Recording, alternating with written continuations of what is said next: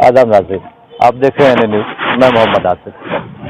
इस वक्त जो गहारा से बेहद अफसोसनाक खबर ये आ रही है कि गहारा रेलवे इंटर कॉलेज को मतलब नए सत्र में इसमें एडमिशन का सिलसिला बंद करने जा रही है केंद्र सरकार। केंद्र सरकार से एक जो लेटर हासिल हुई है उसके हिसाब से नए सत्र में अब दाखिला नहीं होगा, जो कि गहारा और आसपास के इलाकों के लिए, खासतौर पर स्टूडेंटों के लिए ये बेहद अफसोसनाक खबर है। इस मौजू पर और ज़्यादा जानकारी के लिए हम यहाँ पर के सामाजिक कारकुन से मिलेंगे और ज़्यादा मज़ीद जानकारी हासिल करेंगे उनसे। जैसे कि खबर सुनने को आ रही है कि रेलवे इंटर कॉलेज को बंद कर उसको आरपीएफ के हवाले किया जा रहा है, तो इस मतलब मौजू पे क्या कहना चाहेंगे? इस मौजू पर कहना यही है कि हम लोगों के बाप दादा ने इस रेलवे को जमीन दिया था कि यहाँ पर भी बच्चे लोग पढ़ेंगे, यहाँ पर जो है रेलवे कॉलोनी बनेगा, रेलवे का काम होगा, रेलवे का कल कारखाना लगेगा और आराम से बच्चे लोग यहाँ शिक्षित होंगे। मगर आज बदलती परिस्थिति में ये भाजपा सरकार अपनी साजिश के तहत इस स्कूल को तोड़ने का आदेश निकाल दिया है। तरह तरह से लोगों को गुमराह करते हुए अभी आरपीएफ के इंस्पेक्टर आते हैं और उसका जायजा ले रहे हैं। लोगों में घबराहट है, लोग परेशान हैं। यहाँ पर इस इलाके के लोग बिल्कुल परेशान हैं कि कल क्या होने वाला है। यहाँ पर तो बच्चे लोग, इस बच्चे के लिए तो कहीं भी पढ़ लेता था, बच्ची भी यहाँ पढ़ती थी यहाँ पर, तो ये चाह रहा है किसी तरह इसको तोड़ करके और इसको जंगल लगा दें, फॉरेस्ट डिपार्टमेंट को दे दें कि अपना जंगल लगा कर करेगा।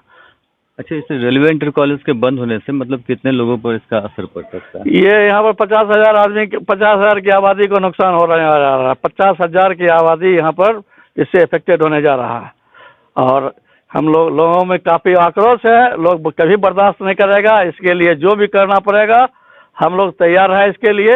अगर चाहे प्रशासन इसको वापस ले, अपने काले कानून को जो नियम बनाया है, ये सरकार जो वापस दिया, लेटर दिया है, इसको वापस ले ले, वरना यहाँ पर हम लोग चैन सुकून से हम लोग रह नहीं पाएंगे।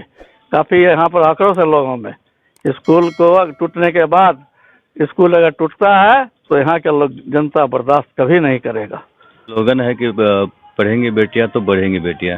तो जिस तरह से रेलवे इंटर कॉलेज बंद होने पर मतलब लड़कियों पर किस तरह का प्रभाव पड़ेगा? बीजेपी के कहनी और कटनी में बहुत का फर्क है, बुझ गया। वो कहते कुछ है, करते कुछ है। बेटियों को बढ़ाने की बात करते हैं मगर बेटियों के साथ जो है वो अन्याय कर रहे हैं। स्कूल विद्यालय को बंद होने से ये इस इलाके की बेटियां अशिक्षित होंगी और यही मंशा है बीजेपी का। यहाँ पर सर और कोई दूसरा हाई स्कूल वगैरह इस एरिया में? कोई हाई स्कूल नहीं है। गहरा एक पंचायत में, गहरा दो पंचायत में, 12 उत्तरी 12 दक्षिणी, यहाँ पर कोई हाई स्कूल नहीं है। निपनिया में एक दूसरा स्कूल है, निपनिया में जाके 12 में कोई हाई स्कूल नहीं है, गहरा में कोई हाई स्कूल नहीं है। ये 50,000 की आबादी यहाँ पर इफेक्टेड हो रहा है। 50,000 की आबादी इफेक्टेड हो रहा है यहाँ से।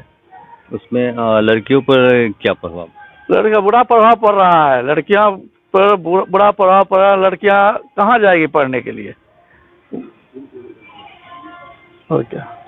और सर अभी जो मतलब किसान जो लगातार प्रोटेस्ट कर रहे हैं, सरकार से उनकी वार्ता चल रही थी, इस पर क्या कहना? किसान के साथ ये भारत सरकार जो है ये किसान के ऊपर जो ये नया काला कानून लाया है, इससे किसान परेशान हो जाएगा। किसान परेशान है, किसान प्रोटेस्ट कर रहा है, किसान मर रहा है, किसान सुसाइड कर रहा है, इसका कोई असर नहीं पड़ रहा है। अभी लाखों की तादाद में लोग दिल्ली में घेरे हुए हैं।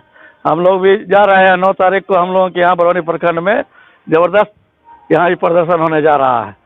पूरे हर जिला के हर कोना कोना में प्रदर्शन होने जा रहा है और ये सरकार के ऊपर कान पर जूं नहीं रेंग रहा है अभी तक। अच्छा सर, एक चीज़ और देखने में आ रहा है कि जैसे बीजेपी जो भी बिल लाती है, चाहे वो जीएसटी हो या फिर किसान बिल हो या फिर न्यू एजुकेशन पॉलिसी बिल हो, हर एक बिल जो है सिर्फ बीजेपी के ही लोगों को क्यों समझ में आते हैं, बाकी अपोजिट को क्यों नहीं समझ में आता, जिसकी वजह से उन्हें प्रोटेस्ट करना पड़ता है, रोड सर को उतरना पड़ता है?